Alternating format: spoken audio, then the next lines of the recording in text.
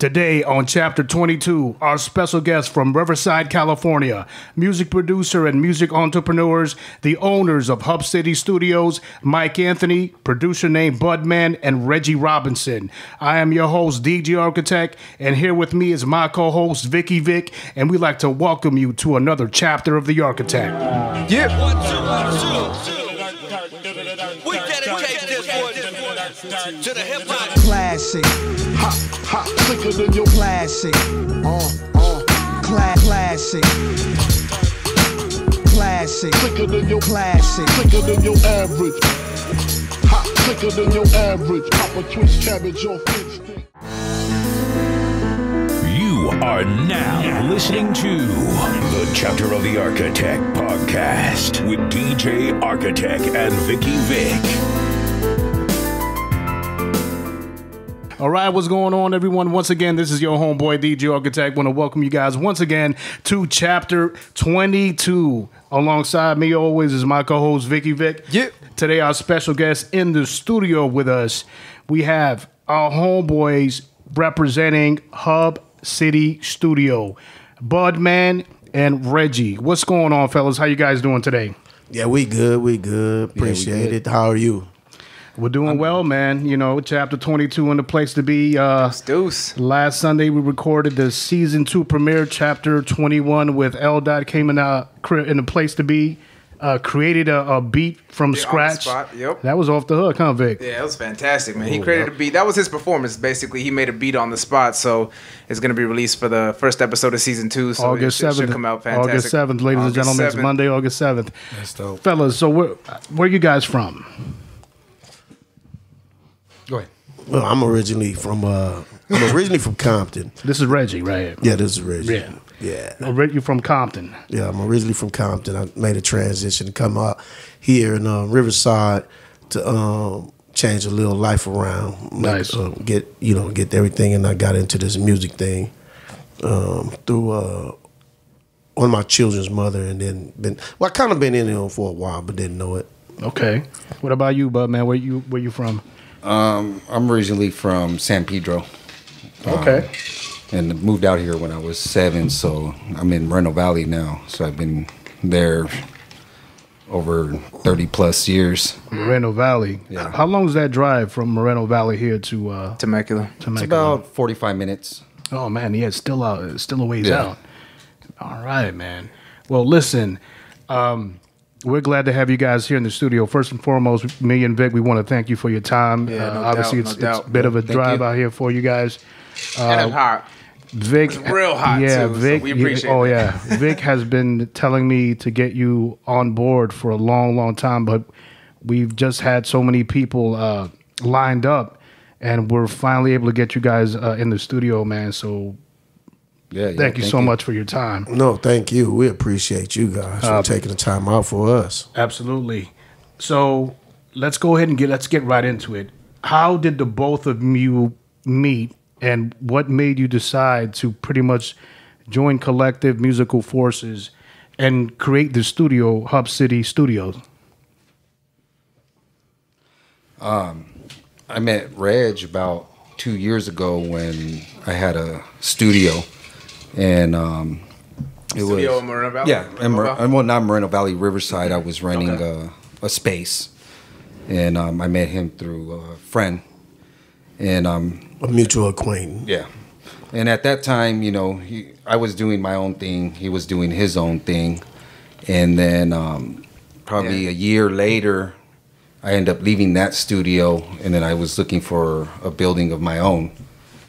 And You're always doing your own thing, though, man. Like, as far as like beats, like I don't think I've ever met anybody who has been so that is the world. That is your world, I've noticed, man. Like, that's the most important thing in your life. And you can really see it, especially with you starting the new organization with him, teaming up like that. Yeah. That's Budman, so at that first studio, you were a producer working there?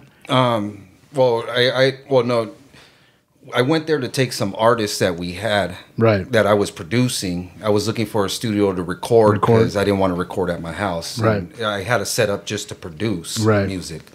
So I was going around calling different studios. So there was a dude there that I went to his studio, and I wanted my artist to record, but he just moved into that building and was there for like 2 months. But he had a big open space in the back of the warehouse. Right. So I just chopped it up with him, and I asked him, you know, if you're looking for someone to come in and, you know, help with the rent. Right. You know, a little rent while you're still benefiting and recording. So I ended up building a whole studio in the back and everything. And we started advertising for recording, and I was producing. And it was mainly for the artists that was on my squad. On your squad, right.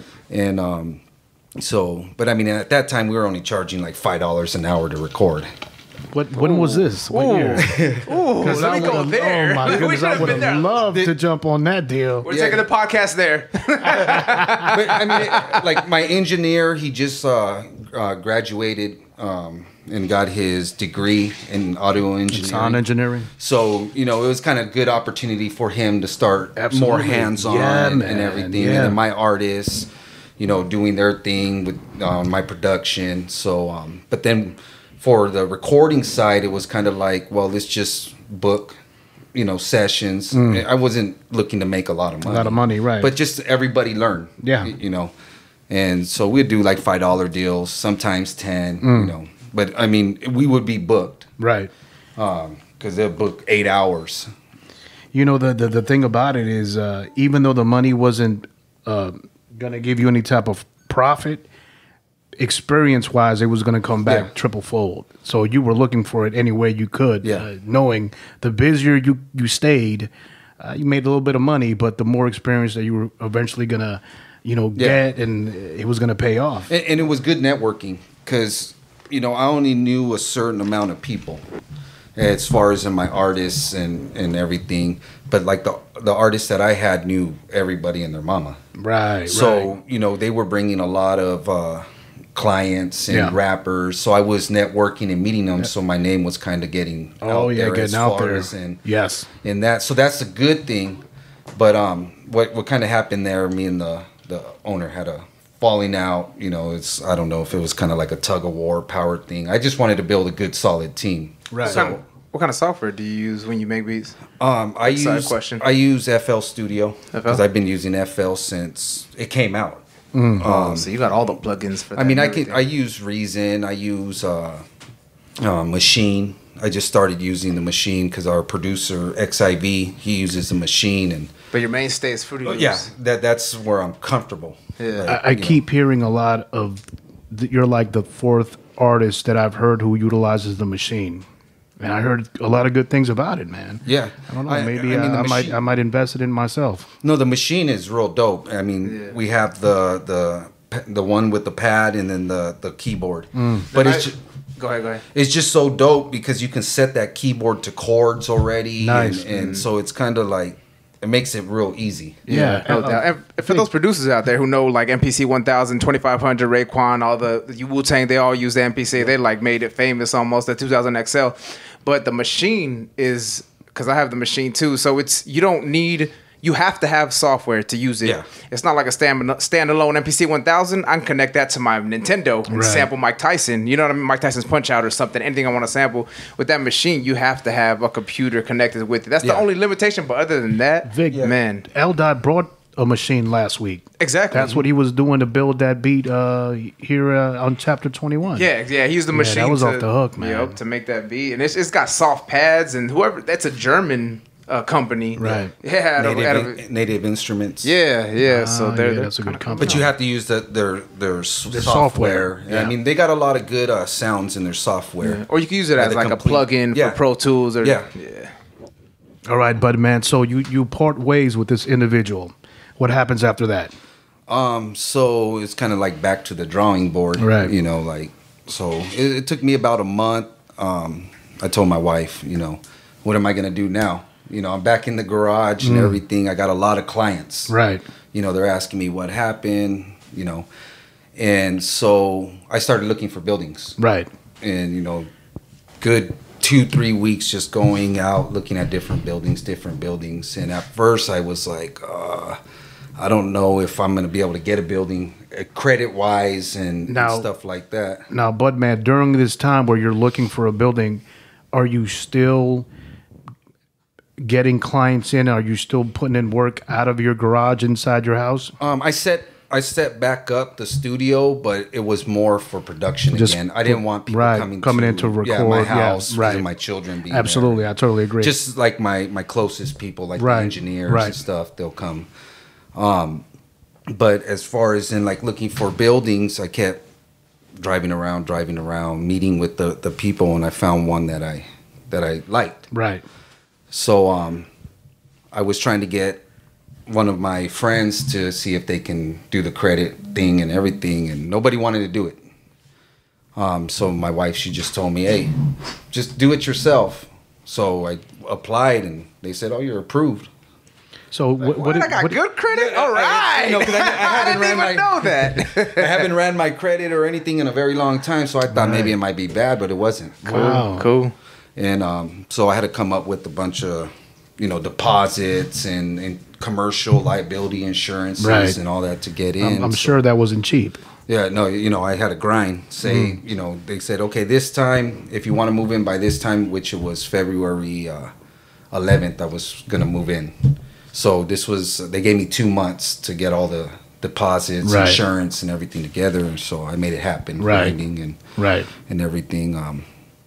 So I ended up getting into the building. Now it was construction time. So I did all the construction in the building. Right. Building walls, building booths, and on top of that, I work construction during the day. So I'm gone at 6 a.m. I come home at, around 6 in the evening. Then from there, run to the studio, start building construction to 2 o'clock in the morning. Now, let me ask you, because you build construction at your regular job, was that helping you out as far as like getting some of your fellow co-workers to be like, hey man, can you give me a hand and help me with the studio? How did that work? Well, the construction I do is more concrete block walls, landscaping. Right. But this is framing, drywalling, doing all the electrical. A lot more interior work. Yeah, which is not my trade, but I guess I can say I'm a jack of all trades. All trades, yeah. So did you pretty much do that yourself with a little bit of help? Yeah. Like my engineer, he helped paint and stuff. I'm kind of like, what do you call me? When I do something, but it's got to be my certain type of way. Meticulous? Critical. No. Yeah, critical. Yeah. So it's like I'd rather do it myself. Yes, because I have to have it because if it goes wrong, you can only blame yourself. He's very anal. Hey, brother, so am I. Yeah. Sometimes I feel bad for Vic. The only thing about that, man, like I feel like you have to learn how to delegate a little bit, man, because like you can't. No one could do it all themselves. That's the only thing. Man, but when we get the right, tell him that. Yeah, and I put a lot of load on myself, and then I get all stressed out. Yes, there you go. Yes, but you know what? I think it has to do with trust. Right, like you have to find, like you found Reggie, I found Vic. You find people in your life that know can do something, and you kind of have to let that trust, and you have to ease your foot off the gas, but say, hey, man, I can't. But it's kind of hard for you guys. It is because we're control freaks, right? You're a control freak, so am I. Yeah, he's a control. It's hard for me, and then sometimes things don't go the way you want, and. I'm the type of person that I would much rather smack myself in the face than bring the heat to other people. You know what I mean? But nonetheless, let's get to the point where you meet Reggie. What happens? Okay, so one of my boys, he brought Reggie to the studio, and he was actually one of my engineers. Yeah, the engineers. Well, when I first opened, Reggie came with the engineer, and they came, checked it out, but I don't think it was right timing. Yeah, at the first studio, when I met him at the first studio, and I had just closed my studio down. Why'd you close your studio down, Reggie? I closed my studio down because of people was acting up, and then the contract that I had, I was running a trucking business, and I ended up putting a studio in the back of the warehouse, and then I started working the industry as far as the music is concerned, and the guy, the owner of the place was like, okay, it was cool, but then it was people living there, and so we was doing videos. We was end up doing videos, and they was complaining, and it's a commercial area, but he was complaining. Once he started complaining, since he's been living there for these many years, right? They end up following through with him and didn't renegotiate our contract. Oh, I got you. Which is, in all honesty, this is good information to put out because there could be somebody on the verge of about to open up his own studio. So the gems and jewels that you guys are about to give out about the pitfalls of owning your own studio, and I think this is going to help out. If there's anybody out there listening, these are good. This is good information that you guys are about to put out. And it's not easy as it seems. I'll open up a studio and build it, and they will come because they don't come. Right. Well, actually, they do come. They just want things for free. Yeah. And that's what the main problem is.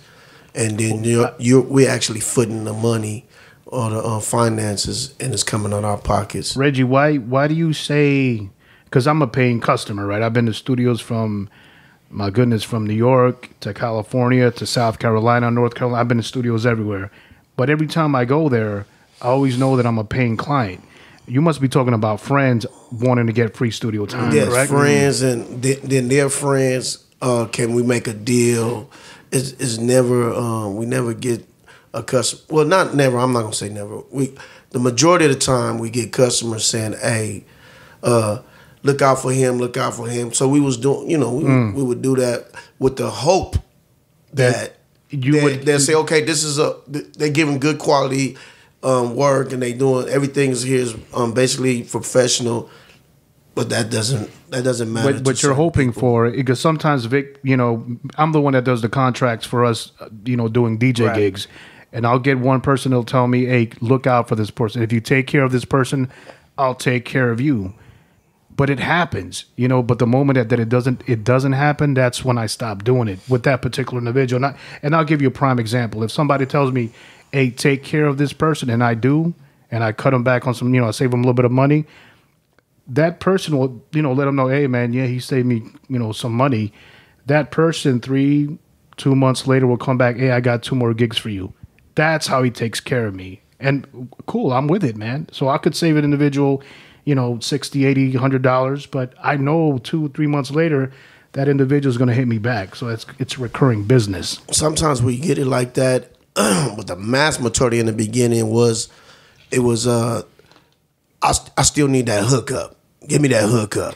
And they looking at us because we don't have on a suit and tie, and our skin's not white. So, and like I tell people, because our skin is not white, you want to take advantage of the homie hookup. It's still a business. Absolutely. And they don't understand that. And that's the problem.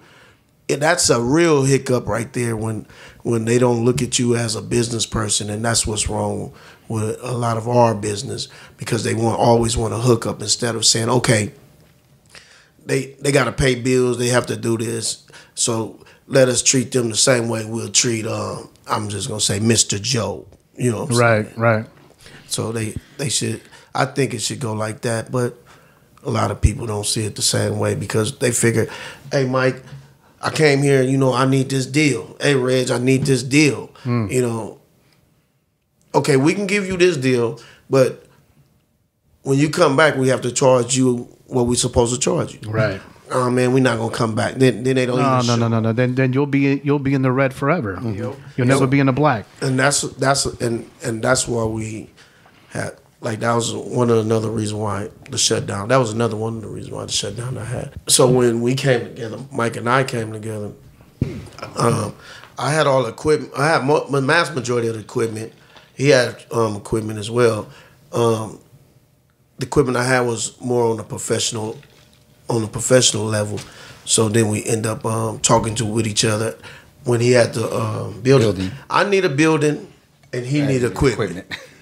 Yo, that's perfect. Yep. That's a perfect marriage connection right there. Now, Reggie, you don't produce music, right? No.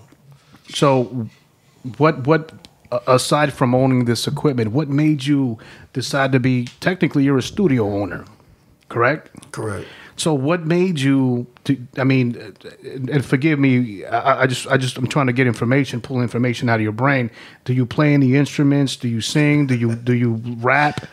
Do you do any engineering? No, but you so you do none of those things, but you still got a love for music enough to where you said to yourself, you know what, I'm going to become a studio owner. Yeah, what it was, like I said, I didn't know I was in the music business when I was younger. You know West Coast Cam. Right. Yes, sir. Yeah, West Coast Cam. Yep. Woo, you know, where my East Side Riders at. Yeah. So when we grew up in the same area, we grew up coming out of Compton and back in the days, and I used to promote him and didn't know I was promoting him. Used to take him around. Hey, this is gonna be y'all next new rapper. This is gonna be y'all next this. And we was going all over Long Beach, Compton, Watts, selling it out of your trunk. Just LA. Yeah. Actually, wasn't even selling CDs. I was selling him. They didn't know. You know what I'm saying? Like really, just a mouthpiece for him. That's fantastic. And everybody's got to have someone like that, man. Yeah, you gotta. I didn't know that I was. You know, I was just. This was my friend, and I just wanted him to prosper. You can hear this podcast in its entirety and all other chapters on iTunes, Stitcher, and Google Play. The links to this episode can also be found in the description for your convenience. Please do not forget to like and subscribe. Thank you for listening.